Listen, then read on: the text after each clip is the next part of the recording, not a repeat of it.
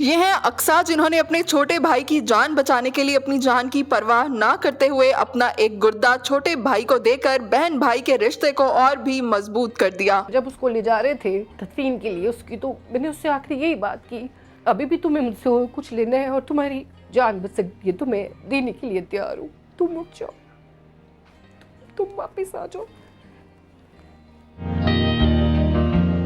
मैंने अपनी लाइफ में बहुत सारे टफ हालात देखे हैं। फादर का बीमार होना, फिर उनको उनकी खिदमत करना और उनको दिन ब दिन जाते हुए देखना। जब मेरी फादर की डेथ हुई है, at the time of death he was only 22 kg। और आप सोचिए वो 22 kg की बॉडी क्या होगी। मतलब हमने अपने फादर को रोज़ जाते हुए देखा है, हमने उनको रोज़ मरते हुए देखा है, लेकिन हम कुछ कर नहीं सकते थे। इससे बड़ी अपने पेरेंट्स को इस हाल में देख के इससे बड़ी तकलीफ़ क्या हो सकती।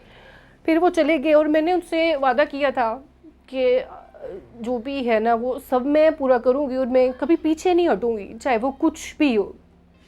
यही सोच के मैंने अपने भाई को भी किडनी दी थी कि मैंने अपने बाप से वादे किए हैं और मुझे वो वादे हर एट एनी हाउ पूरे करने हैं, क्योंकि मैं जब उनसे जाके मिलूँगी ना तो मैं चाहती हूँ कि वो मुझसे राज़ी हो। आपको लगता है आपने अपनी जिम्मेदारी पूरी कर दी? जी बिल्कुल, मैं अपनी लाइफ से बिल्कुल मैं सेटिस्फाइड हूँ, कॉन्टेंट हूँ, ग्रेटफुल हूँ, मैं अल्लाह की शुक्रगुजार हूँ। मुझे रिग्रेट कोई नहीं था, हाँ, लेकिन मैं एक शौक में, एक सदमे में मैं ज़रूर थी कि वो इस दुनिया में नहीं और मेरा एक ही एक भाई है। और मैंने उसको इस हद तक चाहा कि मैंने अपनी कोई खुशी, कोई चीज़ नहीं देखी, अपनी लाइफ नहीं देखी, अपने बच्चे नहीं देखे, अपना घर नहीं देखा। मैंने कहा था नहीं, मैंने इसकी जान बचानी है। हमारा शुरू से ही प्यार ऐसा था, शुरू से ही, बचपन से ही, सिर्फ अब की नहीं कि उसकी किडनीज फेल हुई। हमारा बाय बर्थ, हमारा शुरू से ही हमारा ऐसा ही स्ट्रॉन्ग रिलेशन, स्ट्रॉन्ग बॉन्ड, हमारी बॉन्डिंग बहुत स्ट्रॉन्ग थी। वो तकलीफ़ में हो तो मैं हमेशा उसके साथ होती थी। अगर आपको मौका मिलता कि अगर आप अपना कोई और ऑर्गन मैंने उसको, जब उसको ले जा रहे थे तदफीन के लिए उसकी, तो मैंने उससे आखिरी यही बात की कि अभी भी तुम्हें मुझसे कुछ लेना है और तुम्हारी जान बच सकती है तो मैं देने के लिए तैयार हूँ। तुम उठ जाओ, तुम वापस आ जाओ। अक्सा, आपने अपने छोटे भाई को अपनी किडनी देकर उनकी जान बचाने का फैसला किया। जी लेकिन फिर भी वो जान की बाजी हार गए। हाँ ये जी। डेफिनेटली एक मुश्किल काम रहा होगा आपके लिए भी और पूरी फैमिली के लिए भी। जी जी बिल्कुल। लेकिन आपने क्यों और किन हालात में ये फैसला किया कि आपको अपनी किडनी जो है वो अपने छोटे भाई को डोनेट करनी चाहिए? जब मेरे भाई का डायग्नोज हुआ था कि उसकी किडनीज बिल्कुल फेल हो चुकी हैं and transplant is the only option, तो बस हुआ ये था कि किडनीज इतनी ज़्यादा श्रिंक हो चुकी थी फेलियर की वजह से कि उसमें बायोप्सी करना ना पॉसिबल नहीं थी। श्रिंक भी हो चुकी थी और रातों रात हमें उसे डायलिसिस पे लगाना पड़ा। और चूँकि किडनीज वॉश हो गई तो फिर डॉक्टर्स ने कहा था कि अब ये जो है ना हम फिगर आउट नहीं कर पाएंगे कि रीज़न क्या है। लेकिन फिर अपनी जो उनकी कैलकुलेशन रही कि हम देखें किस वजह से, तो उन्होंने यही कहा कि it's due to blood pressure.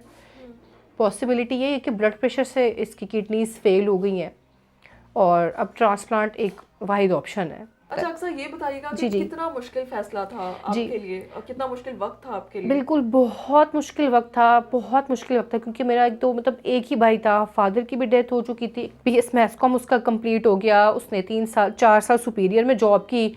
उसके बाद उसने कहा कि मैं अब आगे बढ़ना चाहता हूँ अपनी लाइफ में। तो मुझे पता है मैंने एक्सपीरियंस ले लिया कि मैं अब इससे भी ज़्यादा अच्छा काम कर सकूँ आगे किसी अच्छी कंपनी में और भी। तो एबीएन ओवरसीज़ में इसका हो गया। वहाँ अब इसका पहला ही साल था, मार्च में 16 मार्च थी उसकी बर्थडे थी जब इसका पहला दिन था एबीएन ओवरसीज़ में, और ये बहुत खुश था। नवंबर 26 ऑफ नवंबर जब इसका डायग्नोज हुआ था फर्स्ट टाइम, जब हमें रातों रात इसको एडमिट करना पड़ा एवर केयर में। डायलिसिस के बाद, कंडीशन संभलने के बाद डॉक्टर्स ने फैसला किया ट्रांसप्लांट का उन्होंने मतलब जो भी एनालाइज किया, उन्होंने कहा हमारे मुताबिक जहाँ तक हमें समझ आती कि blood pressure was the reason kidney failure. तो और फिर आप ये कि आप ट्रांसप्लांट की तरफ जाएं, मतलब ये एक ऑप्शन हमारे पास है, आप देख लें बाकी क्या हो सकता है। फिर उन्होंने हमें बताया कि कौन कौन डोनेट कर सकता है किडनी, जिसमें ब्लड रिलेशन आ जाता है।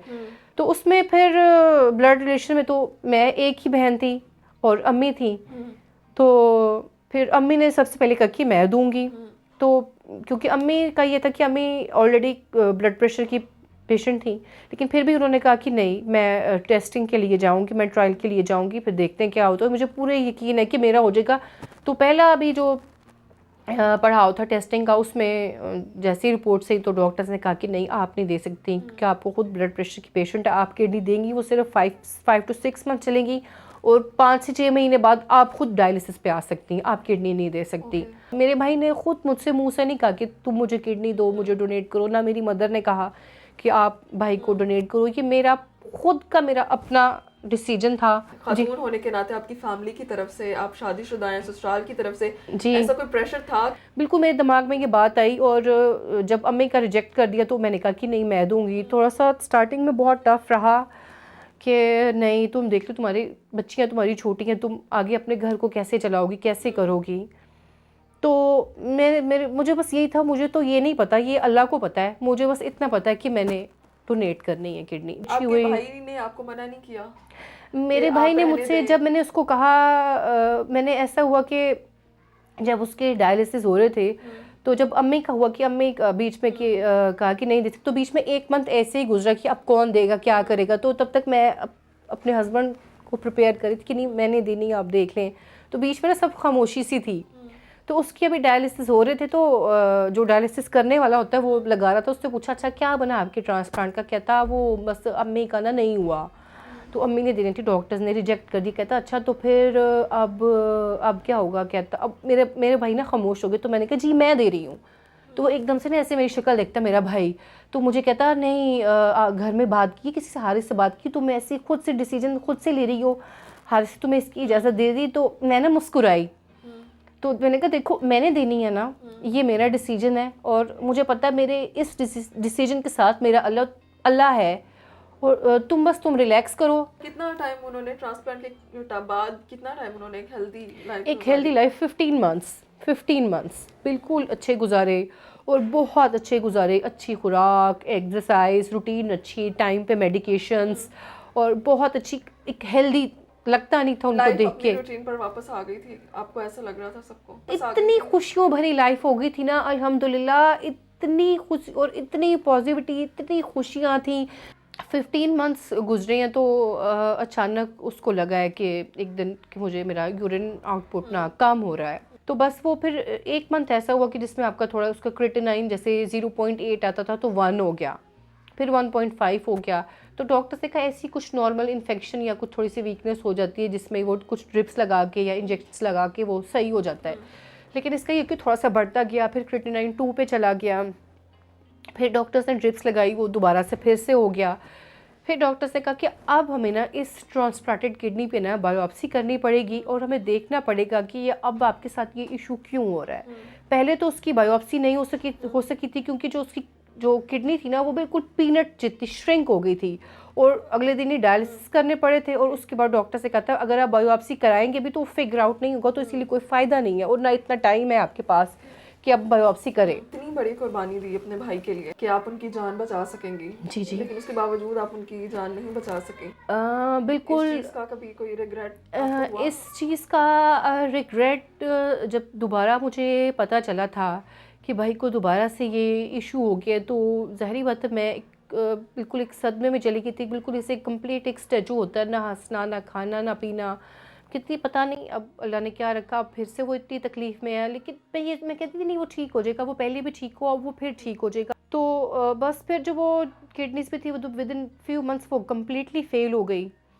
तो फिर इसने कहा कि सेकंड टाइम, इसने डॉक्टर्स ने इसको कह दिया था कि आप डायलिसिस पे आ जाए, तो इसने सेकंड टाइम कहा था कि नहीं मैंने इतनी तकलीफ़ काटी है डायलिसिस के साथ, तो अब मैं सेकंड टाइम ना डायलिसिस को नहीं ऑप्ट करूँगा। अब मुझे कोई मेडिकेशन ही दें तो मैं बस मेडिकेशन स्टीरॉइड्स को लेता रहा, क्योंकि 80% फेल हो चुकी थी, 20% किडनी उसकी काम कर रही थी जो कि ना होने के बराबर थी। उसने बड़ी कोशिश की कि मैं इसको कंट्रोल कर लूँ।